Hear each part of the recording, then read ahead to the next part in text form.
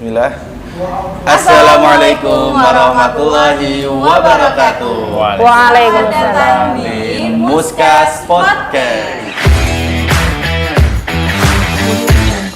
Alhamdulillah, pada kesempatan malam hari ini kembali lagi kita bertemu dengan Ustadz Rahmat Riyadi. Insyaallah. Dan ada yang baru nih, Betul. karena beliau membawa pasangan hidup. Selamat datang Ustazah Sinta. Insyaallah. Ini merupakan salah satu couple goals Iya. di antara apa ya istilahnya guru-gurunya Muskas seperti Iya, itu. jujur saya fans berat karena beliau tuh inspirasi untuk kami. Iya. Bagaimana kita nanti bisa bertumbuh seperti apa yang Ustadz Rahmat dan Ustazah Sinta lakukan seperti itu. Amin. Amin. Ustadz, langsung saja ya, saya mau bertanya nih seputar rumah tangga. Siap. Apa sih tujuan besar dari pernikahan menurut Islam? Ya, Bismillahirrahmanirrahim. Assalamualaikum warahmatullahi wabarakatuh. Waalaikumsalam warahmatullahi wabarakatuh. Seperti yang disampaikan oleh Allah di surat At-Tahrim, itu tentu saja berumah tangga dalam Islam itu adalah nanti bersama-sama keluarga menuju jannah. Disebutkan ku anfusakum wa ahlikum naro. Jagalah keluargamu, jagalah dirimu dan keluargamu dari api neraka. Jadi di sini ada semacam apa ya? Goals besar. Jadi bukan hanya masuk surga. Kalau kita muslim itu kan menurut kepercayaan kita kan pasti masuk surga ya. Tapi boleh jadi nanti kita itu dicelupkan dulu ke neraka lama baru masuk surga, ya. Maka di surat At-Tahrim tadi disebutkan kita itu jagalah dirimu dan keluargamu dari api neraka. Nggak usah masuk neraka dulu deh, langsung masuk ke surga. Itu goalsnya. Jadi tujuannya itu. Jadi bukan hanya kita bahagia di dunia, tetapi juga bahagia sampai di akhirat, seperti itu. Ya Ustadz, Masya Allah. Jadi seperti apa yang beliau sampaikan tadi, kita mengurut daripada di surat At-Tahrim. Jadi bahwasanya ku anfusakum ahlikum naro, dari diri kalian baru nanti keluarga kalian. Seperti itu nggih Ustadz? Iya. Untuk pertanyaan kedua Ustadz, bagaimana cara berumah tangga yang baik di mata Allah? Tadi kan tujuan besar. Kalau sekarang cara yang baik dalam berumah tangga itu seperti apa? Ya, tentu pandangan setiap orang beda-beda ya. Tapi bagi kami itu kita sadar dari awal itu kita bukan orang yang sempurna. Tapi sebaik-baiknya manusia, dia itu yang menyadari kekurangannya, kemudian senantiasa memperbaiki diri. Orang yang dia itu sadar akan kelemahannya, itu dia akan pasti belajar terus dalam rumah tangganya menjadi lebih baik. Contoh misalnya kisahnya Nabi Adam ya. Nabi Adam ini beliau ini kan pernah berbuat salah, makan buah larangan, kemudian ini meskipun digoda sama iblis, kemudian beliau itu turun ke dunia, dosanya itu makan buah kulti itu kemudian turun ke dunia, yang goda kan iblis. Tapi kan kita tidak pernah mendapati beliau itu protes pada Allah, ya Allah, mbok saya jangan dikeluarkan dari surga, mbok yang dihukum iblis saja, kan nggak seperti itu. Tetapi yang dikatakan Nabi Adam apa? Beliau mengatakan Rabbana zalamna anfusana wa illam taghfir lana wa tarhamna lanakunanna minal khasirin. Jadi mengakui kesalahan, kemudian bertobat, memperbaiki diri. Nah, jadi tidak masalah kita itu punya masa lalu yang buruk, pribadi kita tidak sempurna, tetapi jangan sampai kita itu berhenti untuk belajar dan jadi orang yang lebih baik itu. Terus gini, kan biasanya ada tuh istri bahagia, keluarga bahagia, istri bahagia, rezeki suami lancar. Bener nggak sih Ustadz? Secara kenyataan gimana Ustazah? Ataukah itu hanya sekedar kalimat dengan maksud lain gitu? Adakah maksud lain atau memang kenyataannya seperti itu? Ya, langsung dijawab saja. Gimana? Ini ya, bukan hanya ini ya, itu sudah ada penelitian. Ya. Sudah ada penelitian bahwa memang ketika mental ibu itu sehat, itu akan memberikan nilai 1 sehat pada suaminya, dan 3 sehat satu kebahagiaan untuk suami, 3 kebahagiaan untuk anak-anaknya. Jadi memang sumber kebahagiaan dalam sebuah rumah tangga itu ada pada seorang istri itu ya itu sudah diteliti.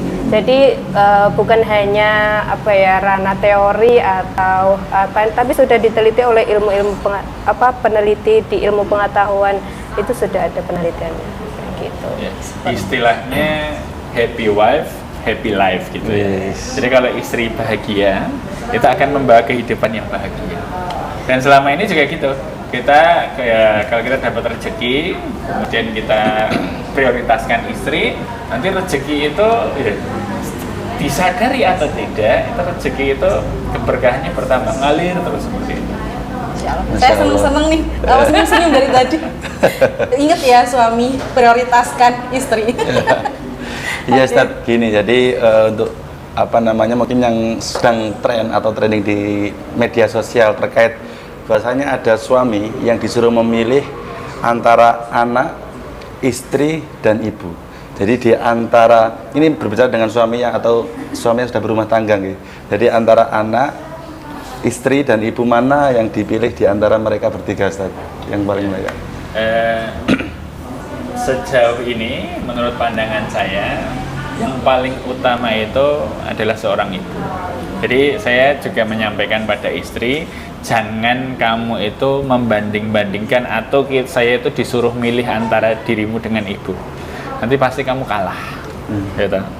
Kemudian kenapa ini ibu ini harus jadi prioritas? Karena dalam agama kita itu seorang ibu itu adalah figur yang luar biasa. Beliau ini melahirkan kita. Kemudian bahkan dalam Islam itu disebutkan dirimu dan juga hartamu adalah milik orang tuamu. Jadi kita sebagai laki-laki itu anta wa maluka li abika. Di sini kan disebutkan dirimu dan hartamu itu milik orang tuamu. Jadi ya selamanya kalau kita sebagai anak laki-laki itu ya milik orang tuanya, terutama ibunya. Bahkan disampaikan surga itu ada di bawah telapak kaki ibu. Kemudian pada siapa kami harus berbakti ya Rasulullah? Kepada ibumu, ibumu, ibumu, baru ayahmu, seperti itu. Jadi jangan pernah memperbandingkan. Kita memberikan prioritas itu kepada istri atau ibu. Sebagai seorang muslim yang baik, tentu ibu ini adalah prioritas utama. Seperti itu. Tapi Ustadz boleh nyanda dikit nggak nih? Iya. Tapi kan istri itu kan untuk di saat ini itu kan pendamping kita yang akan menemani kita sampai akhir hayat ini. Gimana nih Ustadz? Kok kayak kalau jujur saya kayak kurang setuju sih. Kenapa nggak disamakan aja gitu Tan? Kalau dari Ustadz Rahmat kan kayak harus ibu dulu nih baru istri. Gimana Gus? Kalau saya gini ya, suami berbakti ke orang tua itu kan wajib. Suami memberi nafkah ke istri juga wajib. Suami memberi nafkah ke anak juga wajib. Semua kan kewajiban. Coba kalau jenengan-jenengan itu dipilih sholat wajib, zakat wajib, puasa Ramadan wajib.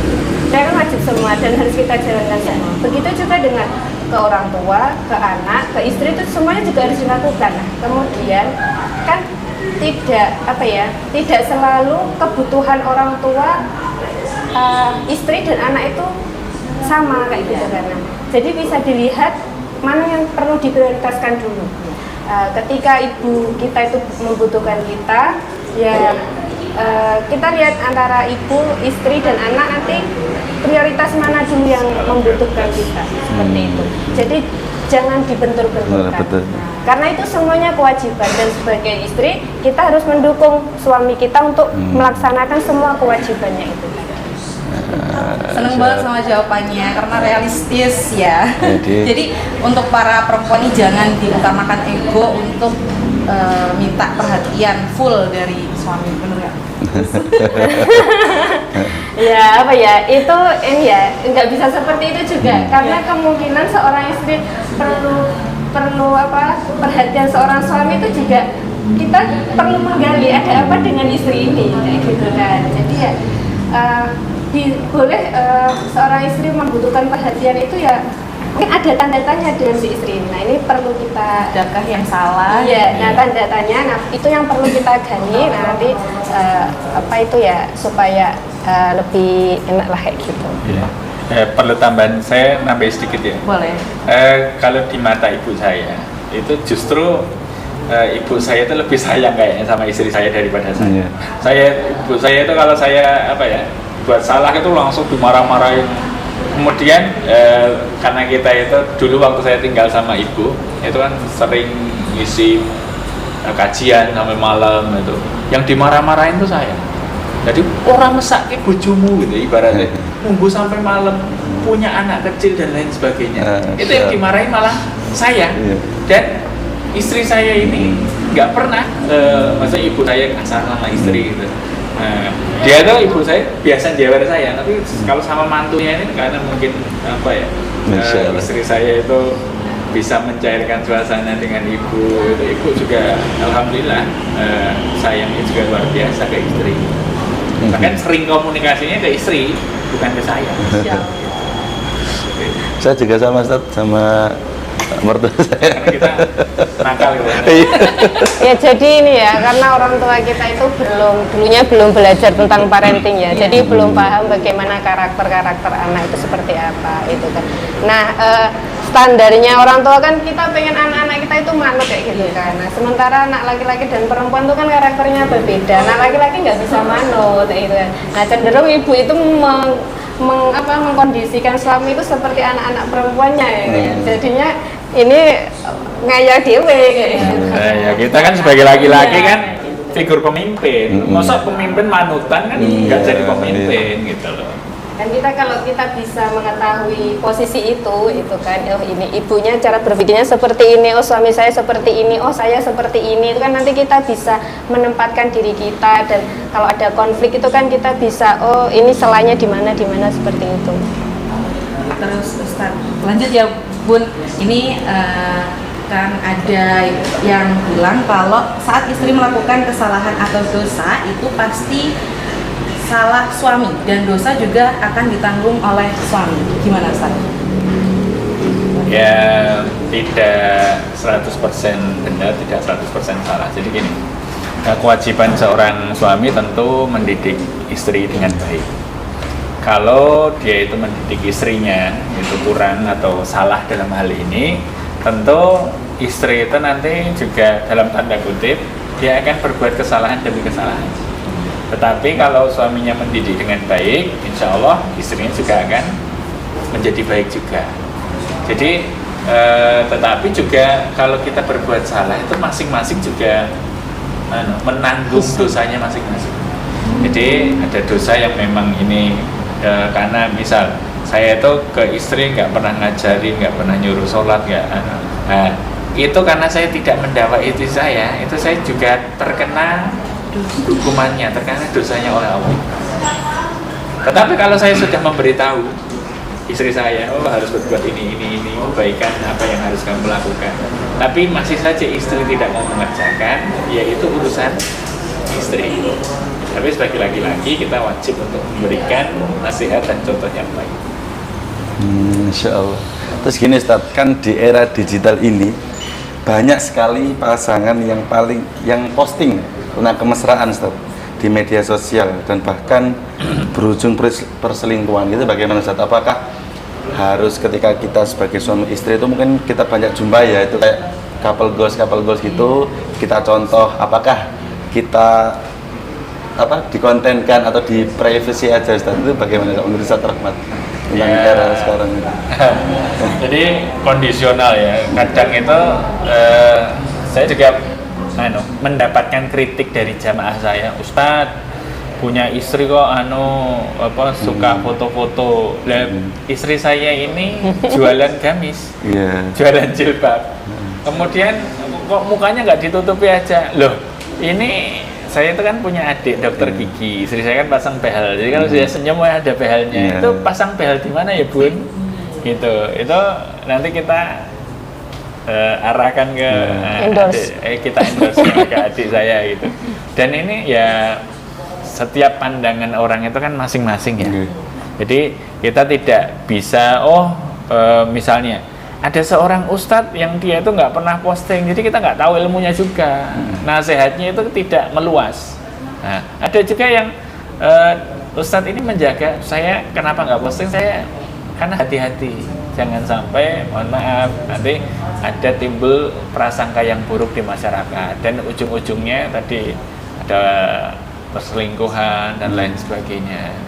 Karena itu nanti membuka kesempatan, kok ini ganteng ya, ini cantik ya, ada orang luar, itu kemudian ada kesempatan masuk ke dalam rumah tangganya itu. Gitu. Ada tambahan? Rumah gimana? Enggak itu. Oke, lanjut pertanyaan nih. Ini seputar pekerjaan rumah tangga nih.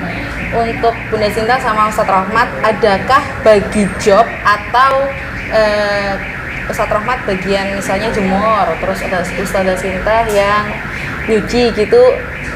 Menurut Ustadz Rahmat gimana? Boleh nggak kita atau Harus yang melulu benar istri iya, ya, gitu. Ya, kalau saya tuh ya, karena aktivitas di rumah itu banyak ya. Iya. Jadi saya itu sering membantu istri. Kadang kalau istri capek gitu, sebelum disuruh Kalau istri kita sekalipun apa itu, nyuci, jadi gitu tidak ya. ada aturan Tidak bakunya, ada ya, itu aturan ya. baku. Mana ketika kita longgar ya kita bantu seperti itu. Kalau ya apa mana ya kalau tahu beliau repot itu kan nanti misal mau ngisi jadwalnya gini ya saya nggak menuntut beliau untuk bantuin nyapu, bantuinnya enggak ya gitu, karena beliau harus menyiapkan menyiapkan materi dan sebagainya. Nah, justru kita juga harus mendukung, menyiapkan pakaiannya, mungkin dengan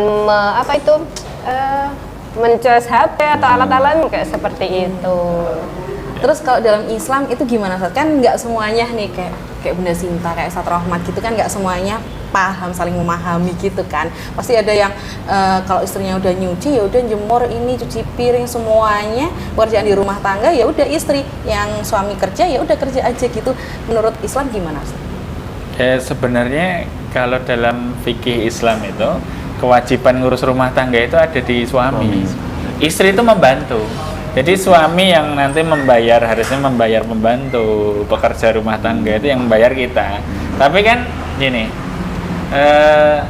perintahnya dalam rumah tangga itu wa ashiruhunna bil ma'ruf. Kemakrufan yang harus kita junjung tinggi itu. Kemakrufan itu apa? Sesuatu hal yang dijunjung tinggi oleh adat istiadat setempat. Kalau mungkin di Arab itu karena orangnya kaya-kaya, saudagar-saudagar, kemudian mengangkat pembantu untuk kebutuhan rumah tangganya kan mudah. Tapi kalau kita ya kalau awal-awal menikah rezeki belum ada seberapa, jadi istri mencuci karena memang suami belum punya cukup uang untuk menggaji pembantu, untuk laundry dan lain sebagainya.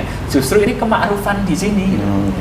Ma'ruf itu berlaku setempat, bukan global. Nah, ma'ruf di Arab belum tentu ma'ruf di sini. Uruf itu kan bermakna kebaikan yang meluas, lokal. Gitu, seperti itu. Insyaallah ya sangat menyentuh banget. Terus heran kami dengan apa yang Ustadz Rahmat sampaikan, Bunda Sinta sampaikan. Ini merupakan bagi teman-teman online gitu kan, bisa menjadi barometer bagaimana apa yang beliau sampaikan tadi bisa dipraktekkan gitu kan. Tidak hanya teman-teman hanya mendengar lewat podcast dari Muslim Casual, tetapi teman-teman mengaplikasikan dalam kehidupan teman-teman sehari-hari, seperti itu. Mungkin terakhir Ustadz, closing statement dari tema yang kita sampaikan pada malam hari ini tentang pernikahan sendiri untuk teman-teman yang ada di luar sana, menyikapi mungkin mohon maaf banyak yang pasangan suami istri yang baru menikah atau mungkin yang sudah lama menikah itu kok nggak akur-akur, akhirnya cerai ataupun sebaliknya, seperti itu. Bagaimana Ustaz? Ya. Menurut Ustaz Rahmat. Kalau Rasulullah itu pasti mendoakan pengantin itu yang pertama itu adalah keberkahan. Barakallahu laka wa baraka alaika wa jama'a bainakuma fi khair. Jadi rukun itu kalau menurut anggapan secara umum kan baik, tetapi belum tentu baik. Ada dalam Al-Quran itu keluarga yang rukun tapi dia musuhnya dakwah Rasulullah. Siapa? Abu Lahab dan Ummu Jamil. Itu kan rukun. Sampai di neraka pun rukun mereka berdua bareng gitu. Maka rukun itu belum tentu menjadi jaminan kebaikan. Tetapi ada keluarga yang mohon maaf kayak Asiyah sama Fir'aun. Ini Fir'aun itu kan manusia paling zalim, paling keji. Tapi ini justru membuat Asiyah itu semakin dekat sama Allah. Bahkan beliau itu punya doa khusus di surat At-Tahrim itu, Rabbi ba'nili indaka baitan fil jannah. Ya Allah, anugerahkan padaku dari sisimu istana di surga. Walaupun pasangan kita buruk, tapi kita harus tetap baik. Nabi Nuh misalnya, anaknya, istrinya itu kan kafir, tapi beliau itu malah jadi Nabi Ulul Azmi. Maka saya tidak peduli lingkungan saya seburuk apa, kemudian rumah tangga kita seburuk apapun, kalau kita itu indikatornya adalah diri kita itu baik, insya Allah itu kebaikan. Tapi juga jangan sampai kita itu menafikan anak dan istri kita. Jadi seperti Nabi Ibrahim, beliau itu menjadi contoh bagi keluarganya. Jadi keluarganya juga baik. Dan kita berharap keluarga kita seperti itu, seperti keluarganya Rasulullah, seperti keluarga Nabi Ibrahim, seperti keluarga Imran yang mereka itu ideal. Tetapi keberhasilan dakwah itu bukan diukur dari orang lain, tetapi kebaikan diri kita yang terus bertumbuh. Seperti itu. Insyaallah. Jazakumullah khairan Bunda Sinta, Ustaz Rahmat, sama. sudah hadir dalam Muskas Podcast. Kami berterima kasih banyak. Mungkin insya Allah lelahnya itu lillah. Amin amin. Sampai jumpa lagi teman-teman Muskas Podcast di podcast yang selanjutnya. Jangan lupa like, komen dan subscribe. Sekian dari kami. Wassalamualaikum warahmatullahi wabarakatuh. Kelas.